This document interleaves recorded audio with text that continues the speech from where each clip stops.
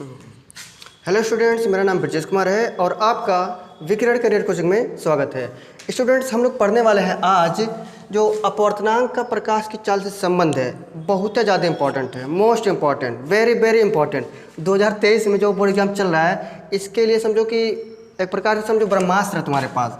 ठीक है, इस सूत्र की सहायता से तुमको जो भी सवाल आएगा लगाना पड़ेगा और ऑप्शन में भी सवाल देता है वाला, तो दो तरफ से इम्पॉर्टेंट है। आपको प्रश्नवाद एक प्रश्न दे देगा, उसके बाद उसको हल करने के लिए भी ऐसा क्वेश्चन आता है और ऑप्शन में भी दे देता है कि वायु में प्रकाश की चाल इतना है, और दो माध्यम दे देता है तो कहता है कि कांच में प्रकाश की चाल बताओ, ऐसे भी पूछता है।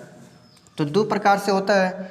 तो अब समझो कि एक बार हमको पूछ रहा है, दो नंबर का हो सकता है, आप सवाल दे दे या फिर यदि ऑप्शन में दे दे, तो दो जगह के लिए इम्पोर्टेंट है। हर बार पूछा जाता है, अब की बार भी पूछेगा, इसलिए ध्यान से देखना। ठीक है, बहुत बढ़िया तरीका से देखो। है क्या अपवर्तनांक का प्रकाश की चाल से संबंध? हम किसको ढूंढ रहे हैं? अपवर्तनांक। अपवर्तनांक किससे प्रदर्शित करते हैं? किससे प्रदर्शित करते हैं? एन से प्रदर्शित करते हैं। और कह रहा है कि प्रकाश की चाल, और प्रकाश की चाल तुम्हें पता है कि वाय में और या फिर निर्वात में 3 × 10⁸ होता है ना। तो कह रहा है कि जो अपवर्तनांक है प्रकाश की चाल से क्या संबंध है, बताओ क्या संबंध है। तो कह रहा है एक माध्यम के सापेक्ष दूसरे माध्यम का अपवर्तनांक उन माध्यमों का प्रकाश के चाल के अनुपातों के बराबर होता है। मतलब क्या हुआ, एक माध्यम हम यहाँ पे ले लिए हैं, वायु ले लिया है ना। दूसरे माध्यम को क्या लिए हम, यहाँ पे देखियो ग्लास ले लिए, यानी कांच ले लिए हैं। तो कह रहा है कि एक माध्यम के सापेक्ष दूसरे माध्यम का अपवर्तनांक उन माध्यमों का प्रकाश के चालों का अनुपात के बराबर होता है। तो कह रहा है कि एक माध्यम वायु है, दूसरा माध्यम कांच है, तो वायु में कितना चाल बा और बाद प्रकाश में कितना चाल बा, ओकर बट्टे कह दूँ। ठीक है, यानी वायु में कितना प्रकाश की चाल दे रहा है और कांच में कितना प्रकाश की चाल दे रहा है, वही अनुपात ही क्या कहलाता है, तुम्हारा अपवर्तनांक के बराबर होता है। इसी का अनुपात किसके बराबर होता है? अपवर्तनांक के बराबर होता है। यानी पहले माध्यम के सापेक्ष दूसरे माध्यम का अपवर्तनांक बराबर होता है वायु में प्रकाश की चाल बटे कांच में अपवर्तनांक चाल। बस इतना ही लिखना ही है। अभी देखो इस पे जो सवाल बनता है उस सवाल को हम लिख दे रहे हैं। बहुत बढ़िया प्यारा सा सवाल है, तो बहुत बढ़िया समझ में आ गया। देखो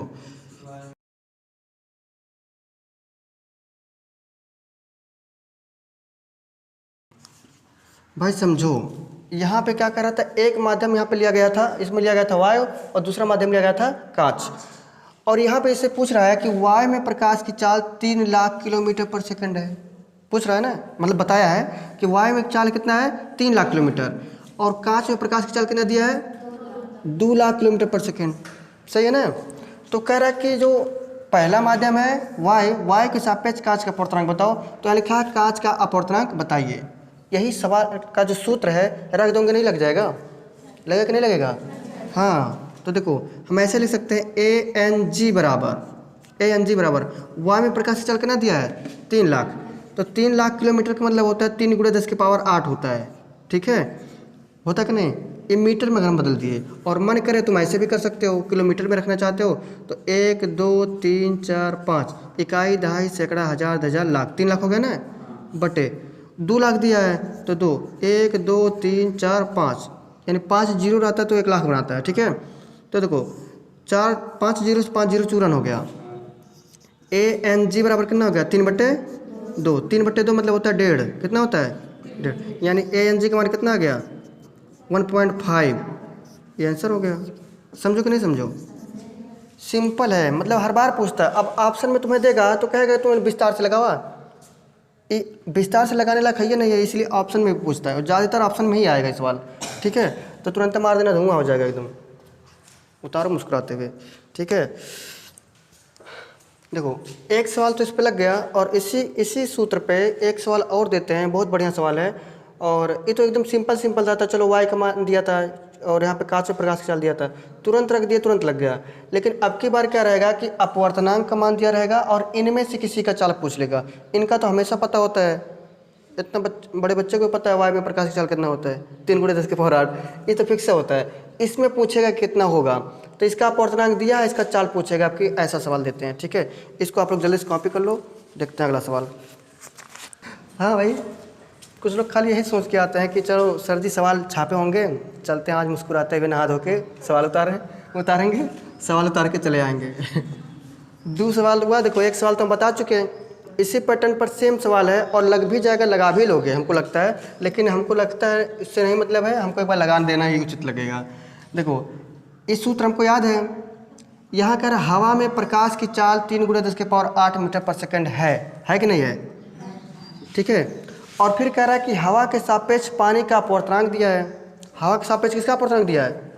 पानी का अपवर्तनांक दिया है। तो कह रहा है पानी में प्रकाश की चाल बताओ तो जानी, क्या कह रहा है? पानी में प्रकाश की चाल बताओ तब जाने हम। तो सुनो, एक तो हवा माध्यम हो गए, एक तो पानी माध्यम हो गए कि नहीं हो गए? तो ए सूत्र लगा दे हम। तो हम लिखना चाहें ऐसे लिख सकते हैं AN क्या W। हवा में पूछ रहा है ना, अब 5 में नहीं पूछ रहा है, तो W माने वाटर होता है। अब पहला माध्यम क्या है? वायु है, तो लिखेंगे वायु में प्रकाश की चाल बटे का हो जाएगा पानी में, क्योंकि वहाँ पे देखो कांच दिया था तो यहाँ पे हो जाएगा पानी में। पानी में प्रकाश की चाल। अच्छा एक बात बताओ, है जो लिखा है हवा के सापेक्ष पानी का अपवर्तनांक, जो पहले रहता है वो सापेक्ष बताता है, दूसरा का अपवर्तनांक बताता है। तो हवा के सापेक्ष पानी का अपवर्तनांक कितना दिया है? रख दी, बुरा ना मानना, रख रहे हैं हम, हो गया ना। वाई में कितना दिया है? 3 × 10⁸ एक कर दिए बका, नहीं दिया ना। तो ऐसे लिख सकते हो ना, पानी में प्रकाश की चाल लिख सकते हो ना इसे। अच्छा एक बात बताओ, अगर इसी का मान निकालना है मुझे, इसका गुणा यहाँ कर दें तिरछा 4 में और इसका गुणा यहाँ कर दें, कर सकते हैं ना। तो कह दे रहे हैं देखो 4 × पानी में प्रकाश की चाल बराबर, इसका गुणा जब यहाँ करेंगे तो कितना हो जाएगा? 9 हो जाएगा ना। 9 × 10⁻³ कितना? देखो 3 त्रिका 9। अब देखो पानी में प्रकाश की चाल ज्ञात करना मुझे, तो पानी को ही रहने दो। पानी में प्रकाश की चाल बराबर, देखो ये गुणे में उधर जाएगा बटे में, तो 9 × 10⁻³ कितना हो जाएगा? 8 बटे कितना? 4 हो जाएगा कि नहीं हो जाएगा? बस इस प्रकार से आंसर हुआ 9/4। और 9/4 को जब भाग दोगे तो ये आ जाएगा। देखो अगर और हल करना चाहते हो तो देखो 4 से जब भाग दोगे 9 में तो 4 दूना 8, 1 बचेगा, 10 मिनट लगेगा, 0 आएगा। 4 दूना 8, 2 बचेगा, 10 मिनट लगा, 0 बढ़ा सकते हो, और तो 4 पंजे 20। तो इस प्रकार से इसको अगर हम काटेंगे तो इसका मान आ जाएगा 2.25 × 10⁸ मीटर प्रति सेकेंड। ये हो गया आंसर। हवा में प्रकाश पानी में प्रकाश चल के ना आ गया इतना, तो समझ में आया होगा। सिंपल है, बहुत है सिंपल है। हम कहा करी भाऊ, लो बता रहा हूँ, तो इसको छोड़ के नहीं आना, ठीक है। तो बढ़िया से बढ़िया समझ में आया होगा। और उसके बाद में देखते हैं और भी ऐसे प्यारा सा और इम्पोर्टेंट क्वेश्चन लेके आएंगे अगले वीडियो में। तब तक के लिए मिलते हैं, जय हिंद। और कई